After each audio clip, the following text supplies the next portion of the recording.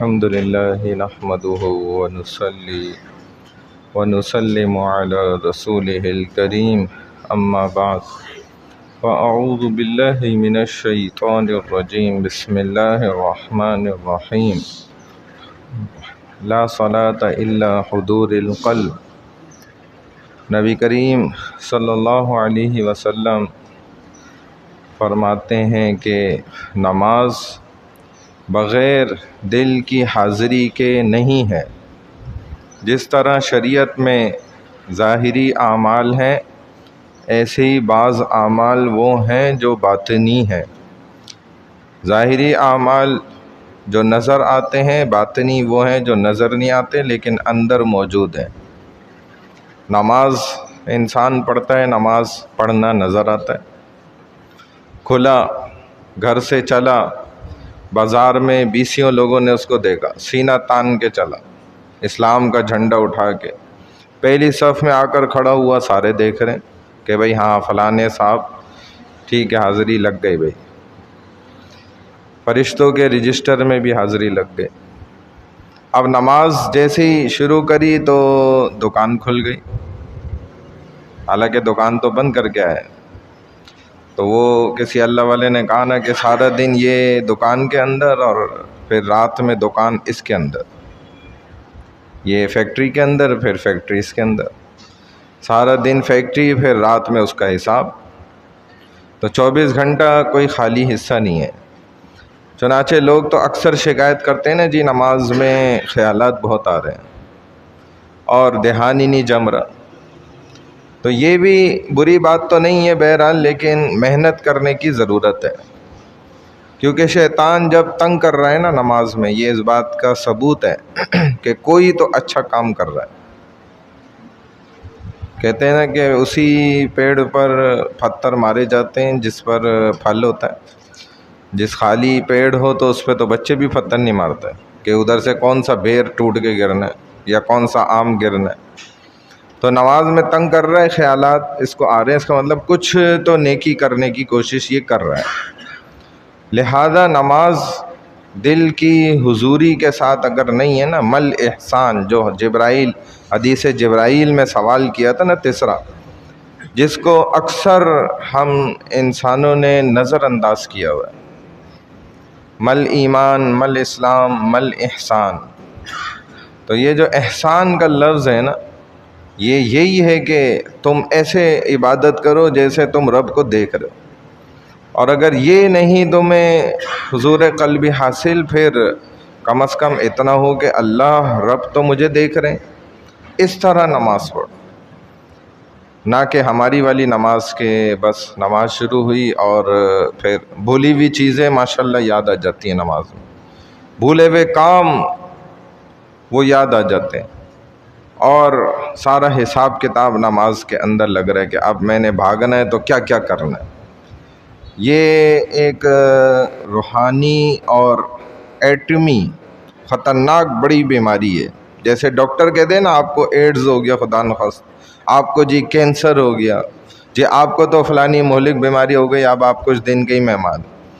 تو اس انسان کو بھی اگر کہہ دیا جائے نا بھائی آپ کو سب سے خطرناک بیماری لگ گئی، تو یہ غلط نہیں ہوگا، روحانی بیماری، کہ آپ کی زندگی کے ماشاءاللہ اگر ہم غور کریں تو ان چھوٹے بچوں کے علاوہ ہمارے درمیان جو ہے کم سے کم بھی 20 سال سے اوپر کے ہی لوگ ہیں نا، اور ابھی بھی ہم کیا کہہ رہے ہیں جی بس مولوی صاحب دین پر عمل کر رہا ہوں، آہستہ آہستہ الحمدللہ کوشش کر رہا ہوں، تھوڑا تھوڑا کر کے جتنا ہو جاتا، بچے کو بھی کرا رہا ہوں، اور بچہ بھی ماشاءاللہ جو ہے نا 25-30 سال کی عمر کا ہے، خود حضرت جو ہے 50, 55, 60 کے ہیں، ابھی تک کوشش کر رہے ہیں تھوڑا تھوڑا، جیسے بچہ رینگنا سیکھنا شروع کرتا ہے نا، اور اللہ کیا کہتے ہیں فَفِرُّوا إِلَى اللَّهِ، کہ یہ والی کوشش چاہیے ہی نہیں تمہاری۔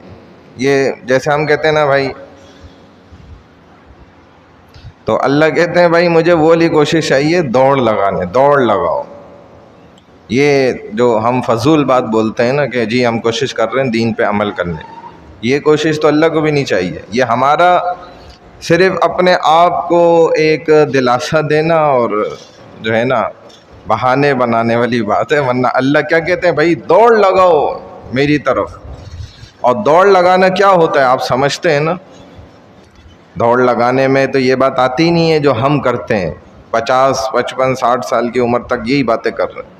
ابھی تک تو ہمارا دھیان بالکل نماز میں پختہ یقین کے ساتھ جم جانا چاہیے تھا، بلکہ ہم اوروں کو مشورہ دے رہے ہوتے کہ دیکھو ایسے نا یہ کرا جاتا ہے، نماز میں دھیان جمانا ہے نا ایسے کر لو، یہ مشورہ میں تمہیں دیتا ہوں، یہ سمجھاتا ہوں.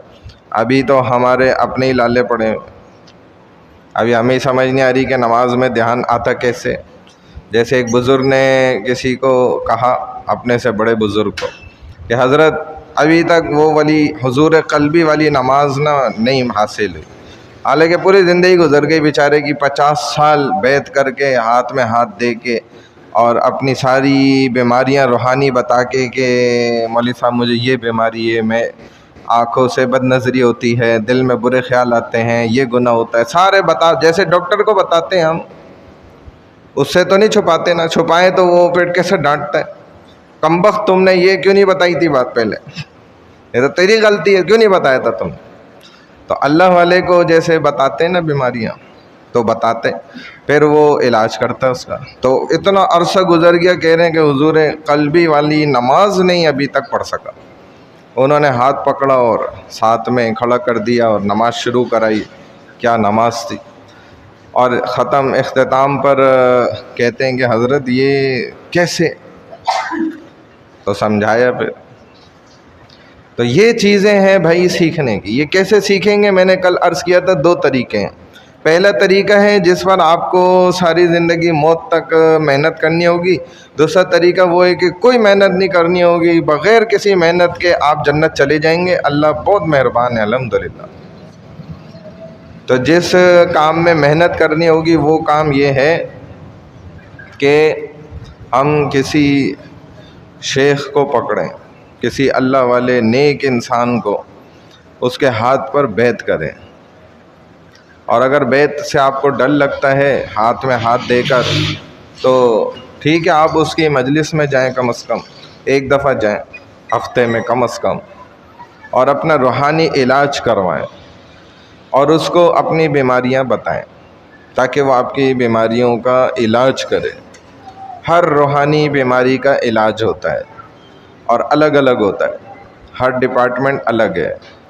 تو لہذا جیسے رسول اللہ صلی اللہ علیہ وسلم نے اپنی جماعت صحابہ کا علاج کیا، روحانی علاج، اور ان صحابہ کے بعد کروڑوں مسلمان ایسے دنیا سے الحمدللہ جا چکے ہیں کہ جنہوں نے اپنا روحانی علاج کر لیا اندر سے. آج ہمارا جسم ہلکا سا بیمار ہو، ہماری پسندیدہ چیز سامنے ہو، آپ کو دل نہیں کرتا کھانے کو. تو روح بیمار ہو، سب سے اعلیٰ عبادت کر رہے ہو تو کوئی پتہ نہیں چلے. اسی لیے تو محسوس ہی نہیں ہو رہا. درجات بڑھنے کے بجائے وہیں اٹکے میں نیچے کے نیچے ہی جا رہے ہیں، ڈاؤن جا رہے ہیں. تو علاج کرنا پڑے گا. کروڑوں لوگ علاج کر کے دنیا سے گئے، اب ان کا آگے علاج نہیں ہوگا. تو یہی علاج کرنا، یہی عقل مندی ہے. نیک لوگوں کی مجلس میں جڑنا، مساجد میں جڑنا، وقت دینا، مشائخ کے پاس جانا، علماء بزرگان دین کے پاس جا کے بیٹھنا. ان کے پاس بیٹھنے سے ہی آپ کا روحانی علاج ہونا خود بخود شروع ہو جائے گا.